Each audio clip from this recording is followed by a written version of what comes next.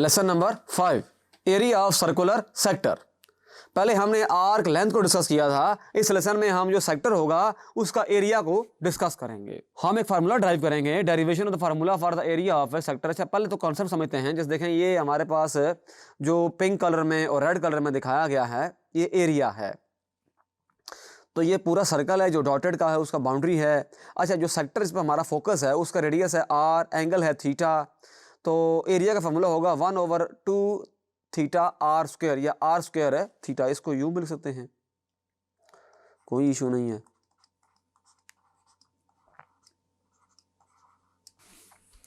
इसके अंदर एरिया का फार्मूला आपने मालूम रखना होगा, 1/2 आर स्क्वायर थीटा है। ए है area of the sector of the circle, r है radius of the circle, theta है angle of the sector.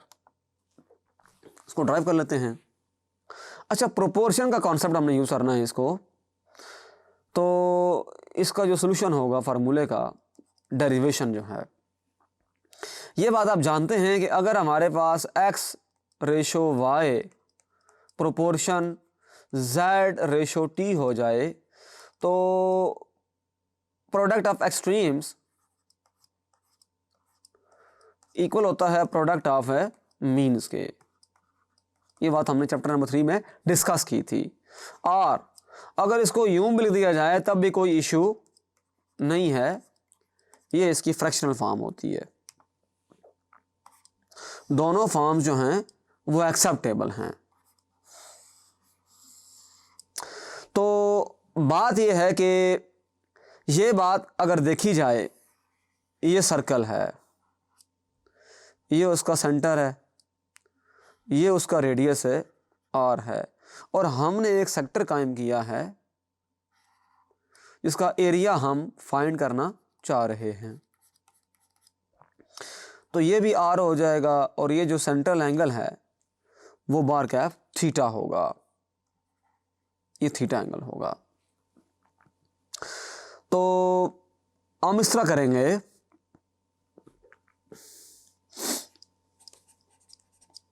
Area of sector suppose कर लेते हैं ये कैपिटल ए है। अब एंगल ऑफ सेक्टर सपोज करते हैं ये थीटा है। अच्छा, एरिया ऑफ सर्कल आप जानते हैं ये होता है पाई आर स्क्वायर। ये फार्मूला है एरिया ऑफ सर्कल का। और अगर मैं ये यहां लिखूं एंगल ऑफ सर्कल, तो ये होगा 2 पाई। क्योंकि आप ये बात जानते हैं 360 डिग्री होता है पूरा सर्कल, तो उसकी रेडियन फॉर्म होती है 2 पाई। ये बात बहरहाल आपने माइंड में रखनी होगी। अब यहां रेशो और प्रोपोर्शन का कॉन्सेप्ट अप्लाई करेंगे। देखें, अगर सेक्टर है हमारे पास, टुकड़ा है, उसको अगर मूव करवाते हैं तो जूं एंगल ऑफ सेक्टर बढ़ाएंगे तो एरिया ऑफ सेक्टर भी क्या होगा, बढ़ जाएगा। एरिया ऑफ सेक्टर बढ़ाएंगे तो एंगल ऑफ सेक्टर भी क्या हो जाएगा, बढ़ जाएगा। ये बिल्कुल उसी पैटर्न पे है। अब जैसे एंगल सर्कल के लिहाज से बात की जाए तो एंगल अगर 0 डिग्री है तो सर्कल का जो एरिया होगा वो भी कितना होगा, 0 होगा। अब सर्कल का एरिया बढ़ाएंगे तो एंगल भी क्या हो जाएगा, बढ़ता जाएगा। तो जो रेशो एंगल ऑफ सर्कल में और एरिया ऑफ सर्कल में है, वही same ratio area of sector और एंगल ऑफ सेक्टर में है। तो हम यहां लिख सकते हैं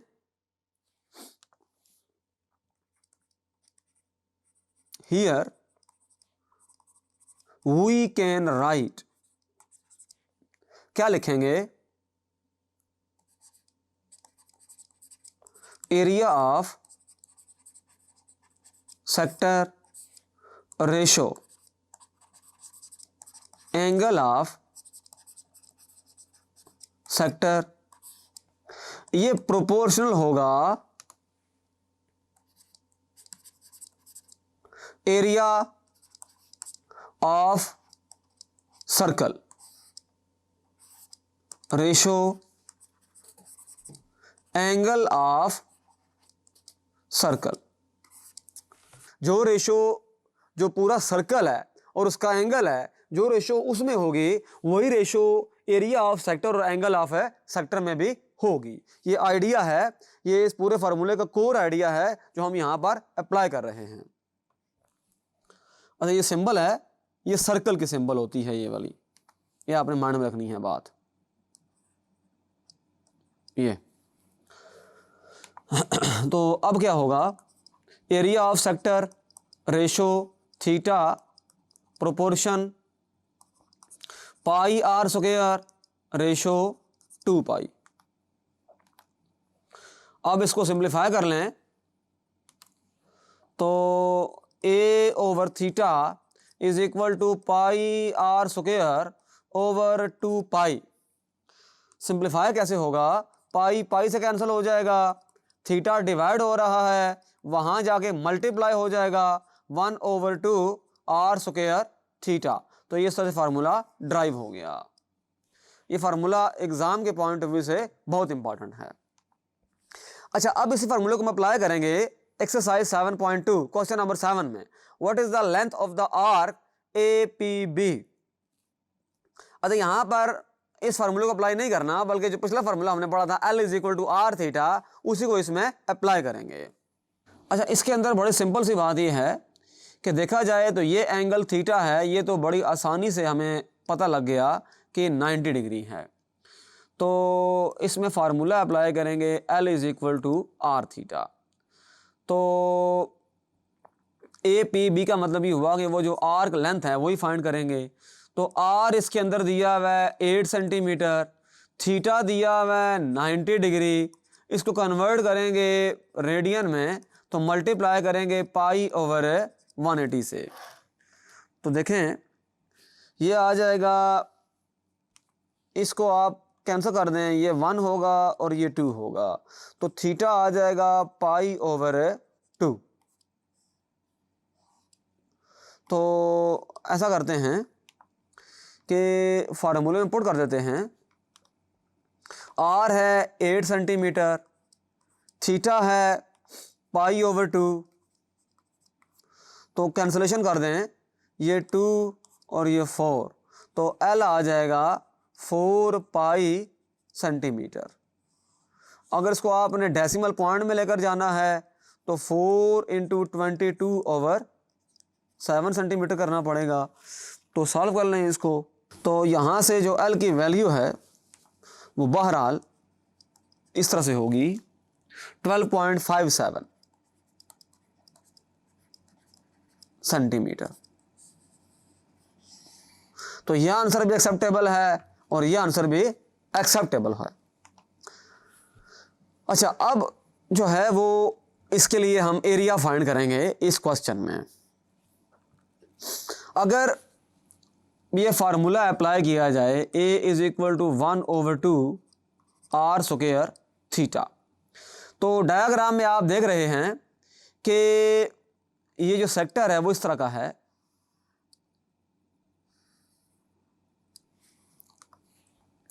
ये जो एंगल है इसका सेंट्रल एंगल वो है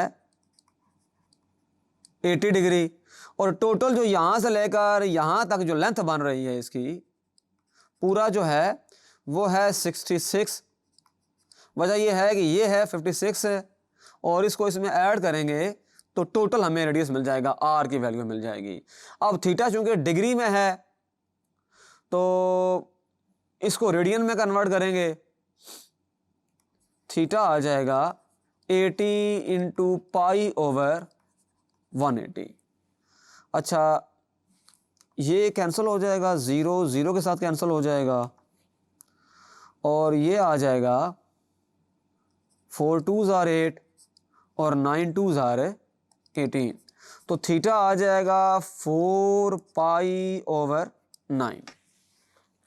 तो जो ये लाइंड एरिया है, लाइनिंग वाला जो एरिया है वो कह रहा है sir is making a skirt, each panel of this skirt is the shape shown shaded in the diagram, how much material is required for each panel. तो देख लेते हैं, इसको फाइंड कर लेते हैं। ये बड़ा सिंपल सा क्वेश्चन है।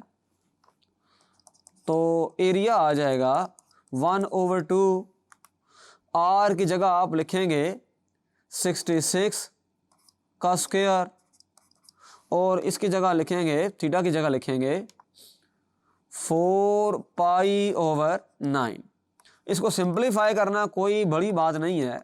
1/2, अच्छा इसका स्क्वायर देखा जाए तो यह आएगा 4, 3, 5, 6, और यहाँ पर आ जाएगा 4/9। पाई की वैल्यू पुट कर दें 22/7, तो ये बड़ा सिंपल हो जाएगा। तो देखें ये 2 और ये 2, तो ऊपर आ जाएगा 4, 3, 5, 6 इंटू 2 होता है 44, और नीचे आ जाएगा 9 7 आर 63। तो डायरेक्ट इसका भी आंसर आ जाएगा 3042.2857 सेंटीमीटर स्क्वायर। इसको वेरीफाई कर लेते हैं। ये इसका अप्रोक्सीमेट आंसर है। तो इस लेसन में हमने सीखा कि एरिया ऑफ सेक्टर कैसे कैलकुलेट करते हैं, और ये जो आखिरी वाला क्वेश्चन था इसके अंदर हमने एरिया फाइंड किया, वो सेंटीमीटर स्क्वायर में उसका आंसर आया, तो उसको मीटर स्क्वायर में भी हम ट्रांसफॉर्म कर सकते हैं। Thank you.